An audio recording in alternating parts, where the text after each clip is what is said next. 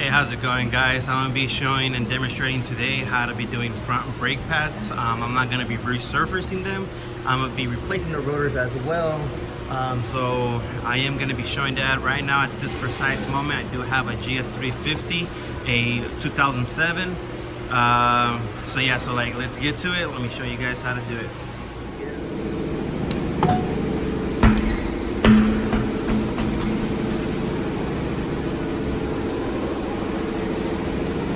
So what we have here, obviously the reason why I'm going to be replacing the rotors is because of the hot spots all around the rotor, as you can see right here. If you do see this on your rotor, you know, I highly don't recommend resurfacing them. You might possibly, you might remove them by resurfacing them, but the material of the rotor, you know, it'll be overheated. You know, it's just, you know, it got so hot that the material, you know, it basically wouldn't be safe. You know, so that is the reason why I'm replacing the rotors to begin with. So basically what we got right here, we got this little pin that enters, you know, I guess you can see like in a secure pin, you know, across the caliper. You know, what you want to do is you want to remove this, you know, which I'll be demonstrating right now.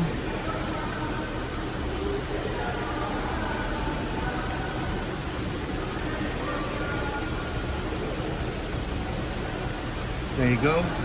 So basically it looks like this, you know, this is how it looks like. Don't lose this. This thing is really easy to lose. Do not lose this. You will be needing this, you know. And not only that, after that you would have this. What I usually do, you have to press this little pressure plate, you know, you have to press it in.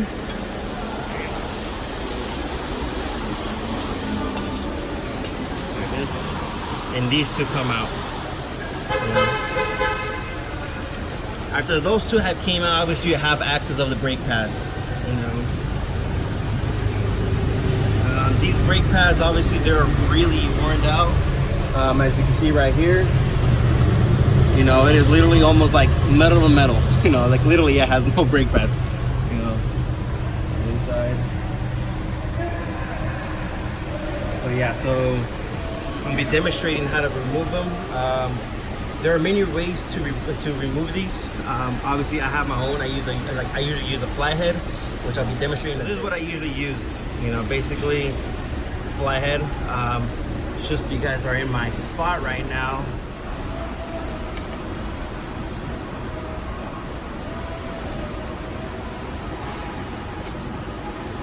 So basically, what I'm doing is I'm getting it in between the brake pad and the rotor, you know, and I'm pushing the piston back.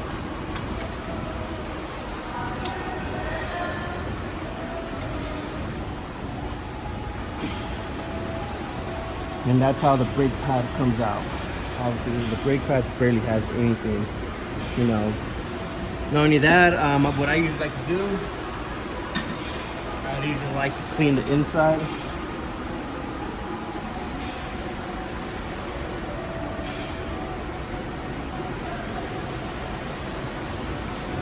And I will be showing you guys how to take this out. All right, so right here, my workbench, you know.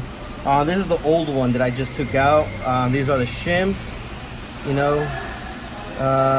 Obviously these shims usually come in pairs.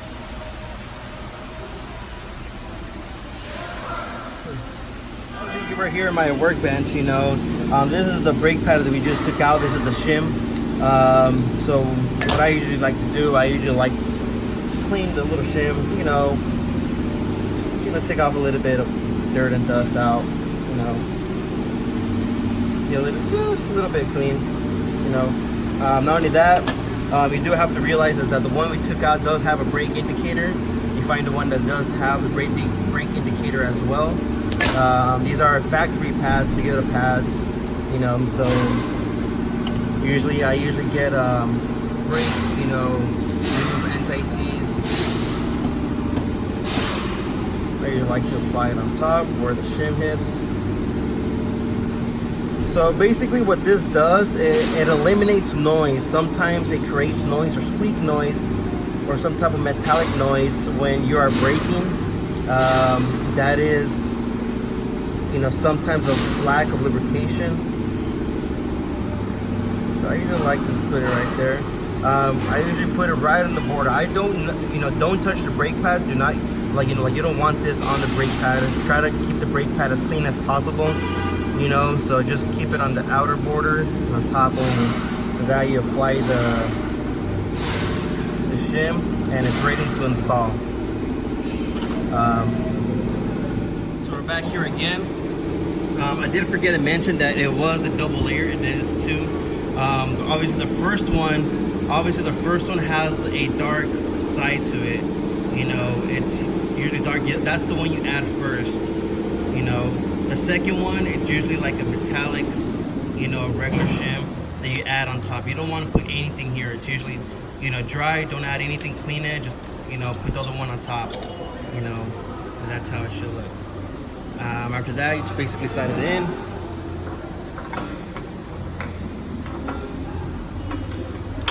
And there it is. Then you go to the other side.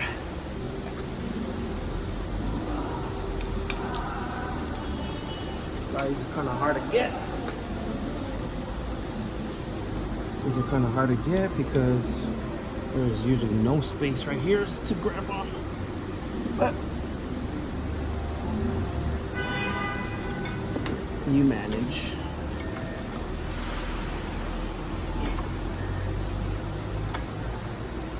There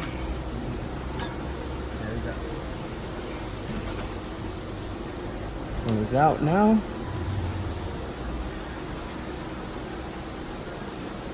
And just clean inside.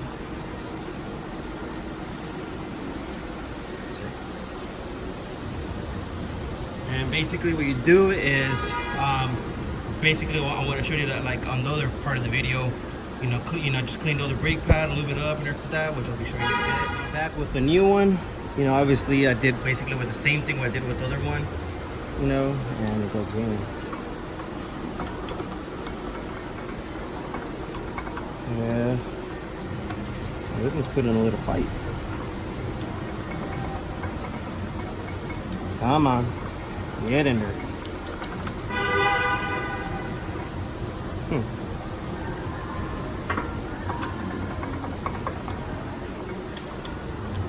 I don't know what seems to be the problem here. Basically, I'm back with a new brake pad. Same thing how I did it on the other one, and you just install it. There it is.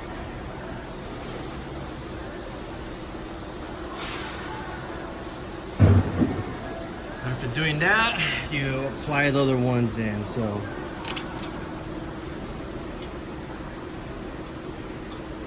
this angle sucks. There it is. Once again, don't forget this pin. Do not forget it.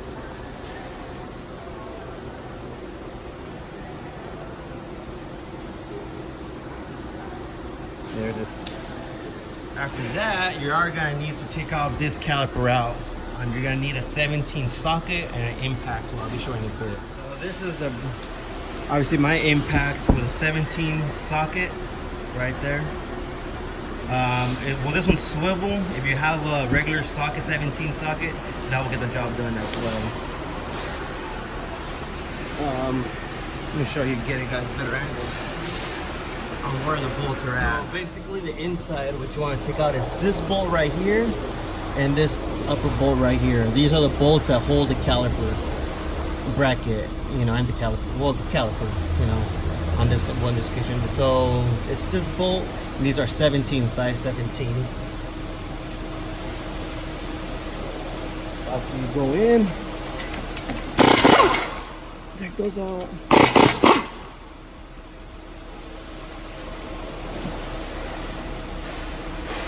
I usually like to put a bungee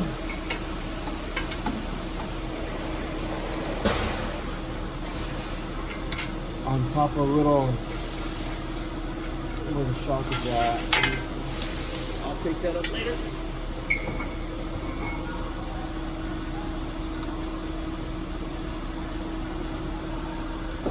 There it is. So it stays there hanging. Now let me show you how to take off the rotor. Alright, So to remove the rotor, usually this one's pretty in there. It usually has two little slough holes. You see these right here? It's there for a purpose.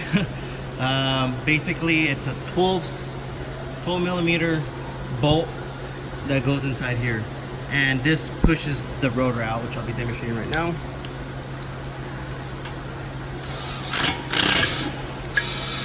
There it is.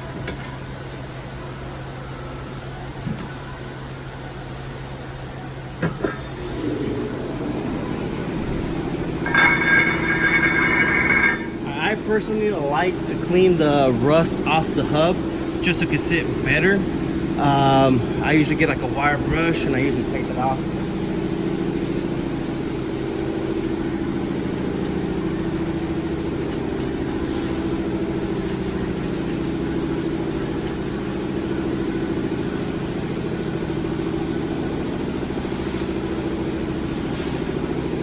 After that,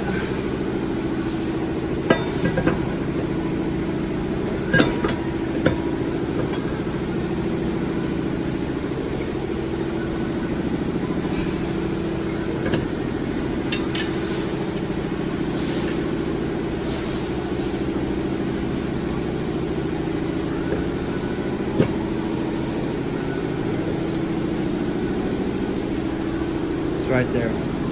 Depending on the rotor, like this one, there's an indication, it has an L, indicating that's for the left side. Typically because of the fins, you know, these little fins need to be rotating forward just so it could cool down the rotor. Obviously, if you put the left side on the right side, you know, obviously the fins are going to be facing the wrong side and the rotors are going to overheat a lot faster. So be careful, watch that out. Usually the rotors, they might not, but yeah, you know, just this one specifically, it does come, you know, like directional, like the left rotor needs to go on the left side and the right rotor needs to go on the right side. So just a little FYI right there. Other than that, after that, locate you guys right there. Let's put the caliper back on.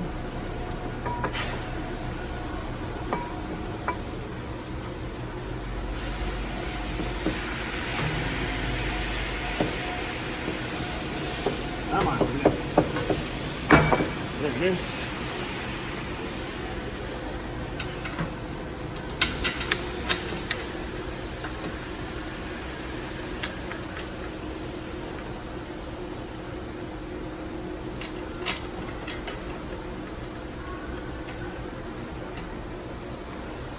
And there it is. After that, you know, torquing back in, the bolts have a torque of 58 foot-pounds. So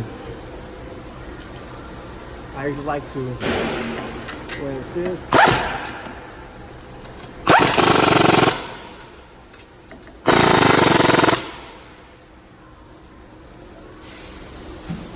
And then just torque them at 58 foot-pounds, just making sure that there are torqued specs. Other than that, that's how you usually do a brake job. That's how it is for replacing rotors and front brake pads.